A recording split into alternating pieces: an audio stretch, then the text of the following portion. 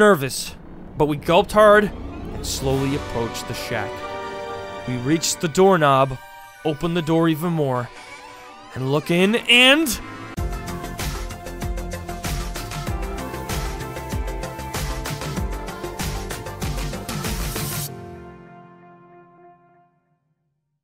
Hey guys, before we get into today's video, I just figured that I would introduce you, if you haven't heard of it already, the amazing app called Amino. This is the app where you make friends, you join communities, and you become a part of something that's big, bigger than yourself, bigger than life itself, and Amino is the place to be.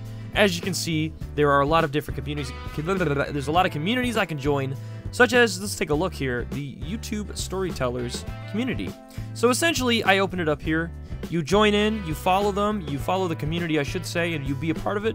You can be a part of the featured news that are put up, essentially all the posts people are making. You can actually go into public chat rooms like you see here. You check the latest feeds. We've got some polls here. Let's take a look. What should I draw first? I'm gonna go with Harry Potter. Oh, we gotta hold longer. Bam.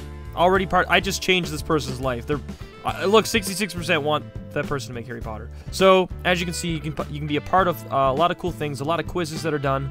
We've got a weird questions quiz. I want to actually. All right, let's take a look. My favorite animal. Let's go to seal. Oh, hey, I got it right. A seal. What is my favorite anime? I'm gonna say 7 Deadly Sins. Yes, I did it again. I am the master, and as you can see, you can just hop into a bunch of different quizzes. I'm gonna exit out of this now because there's a lot more to take a look at. But enough of this feed here. Let's step out and let's check out another community here. So guys, like I said, there are thousands of different communities to choose from. You can make a lot of friends on here, and I don't know if anyone's a fan of My Hero Academia, but even if you're not, you can join in and be a part of any anime community on Amino as well, and you can check out a lot of hilarious, great things.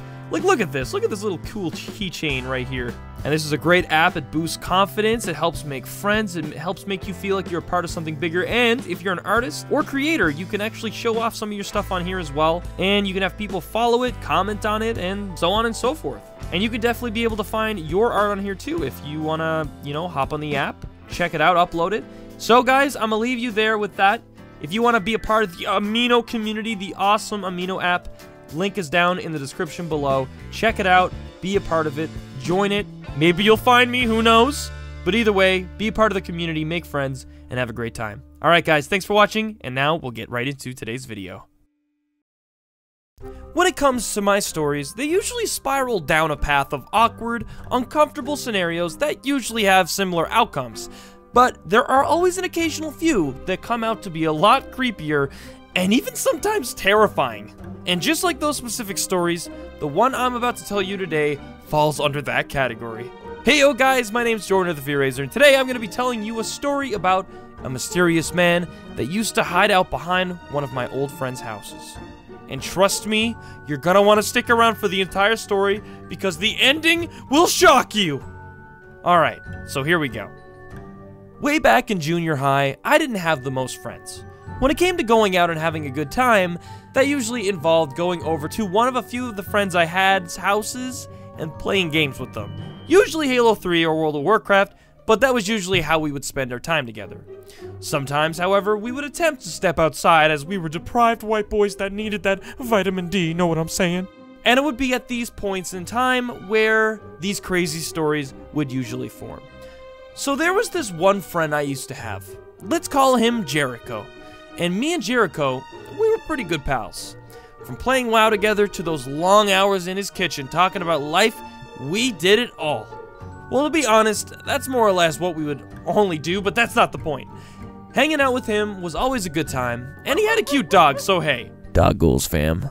With the excessive amounts of times I would go over to his place to hang out, the few times we did go out, we would often take the trail by his house that led next to a forest behind his backyard, and let me tell you, that forest was creepy. There were times at night we would play Spotlight and sometimes go down that trail, and if you want to talk about a place where you'd expect to find aliens, it would be there. So you can imagine the panic button was always in my pocket and ready to be smacked. So now that you've got a basic idea of how things used to be with myself and my friend, allow me to get into the part of this story that gets creepy. With the times I would go over to hang with Jericho, once a week I would sleep over and we would play games, watch movies, and like I said earlier, chat in the kitchen for hours on end. There was one time I had gone over to his house, however, and Jericho had seemed a little concerned and on edge for some reason. His father was gone away for work, and his mom was often never home for days at a time, so he was really the only one that would be home. As I had come over to his place to sleep over one night, we ended up chatting in his kitchen, and he began to explain to me why he had seemed so nervous about things. He told me that a few times now, while he would be in the backyard playing with his dog, he would see a man stumbling around just behind the fence of his backyard that divided his backyard and the forest. He was telling me that this man had looked very suspicious and sometimes at night heard yelling coming from the forest, and considering this was all happening literally behind his backyard, he was home alone often, so you can only imagine how creeped out he started to get. So as the night went on, we'd opened a window just to see if we would hear anyone yelling again, just in case it were to happen while me being over at his place, and within a few hours of chatting and getting on with our somewhat ridiculous banter and bad junior high antics, we heard a noise. Not a yell, but almost like a strange rustling through the forest at around 2 a.m. as well, might I add, and we both lost it.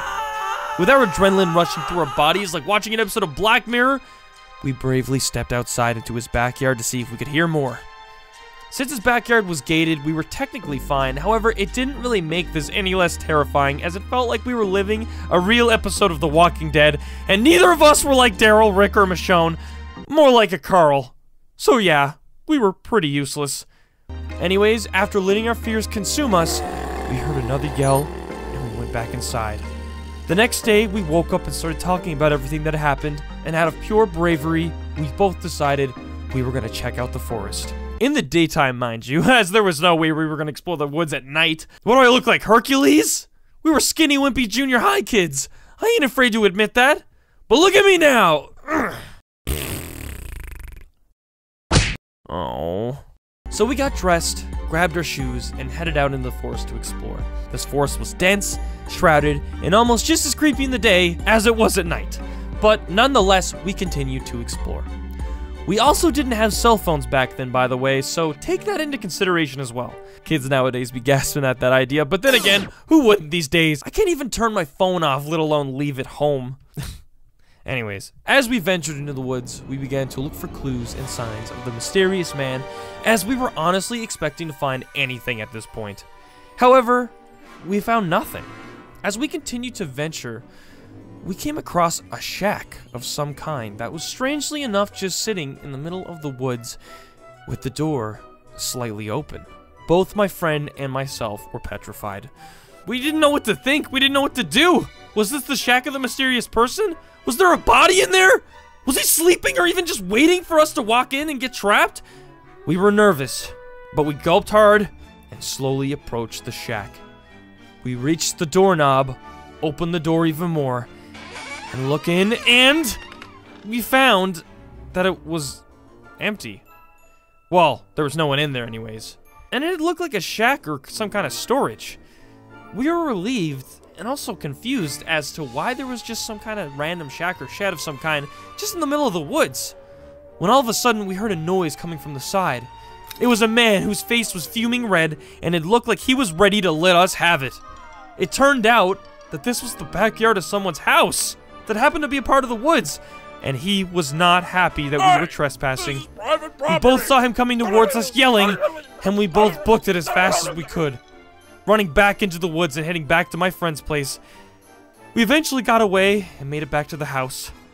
After catching our breath and recollecting what just happened, we both laughed, and I eventually went back home. We didn't find out who the mysterious man in the forest was that night, but my friend told me after all that just happened, he never did hear a noise come from the backwoods again. Was the man who chased us the mysterious man? Or is he still lurking in the backwoods, waiting, plotting? Well, I guess we'll never know. So, what lesson is there to learn here? Don't trespass on other people's property, and always be careful about snooping around like me and my friend did. Curiosity sometimes isn't worth the risk.